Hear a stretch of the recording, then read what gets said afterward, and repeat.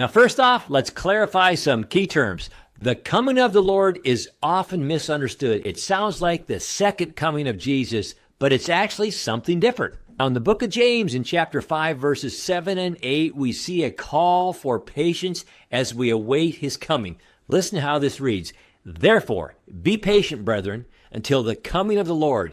See how the farmer waits for the precious fruit of the earth, waiting patiently for it until it receives the early and latter rain. And also, be patient. Establish your hearts, for the coming of the Lord is at hand. Now, this event is about the church being taken to heaven, while the second coming is when Jesus returns to rule on the earth. Now, there's a huge piece in this puzzle that will help you delineate these two different topics, and that's called the age of the Gentiles. And frankly, it's a topic that's not taught a lot in churches today, and I think a lot of people have a misunderstanding about what this is and might not even be aware. So let's talk about the age of the Gentiles. And here's some insight. This age must conclude before the second coming can happen.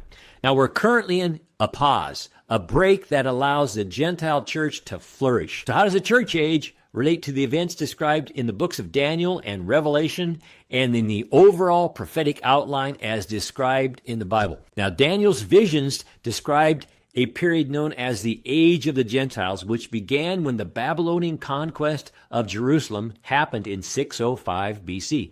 This age is characterized by Gentile dominance over Israel and culminates in the events leading up to the second coming of Christ, and specifically the Gentile control over Jerusalem. Now, the church age is seen as a temporary period within this larger framework, as you see here on the graphic on the screen, allowing for the inclusion of Gentiles into God's plan of salvation. That's a big group, and I'm a part of it, and you probably are too. Now, in this final 7 years we're talking about, Daniel's prophecy indicates that the final 7 years of this age will be marked by significant tribulation and the rise of a world leader who opposes God.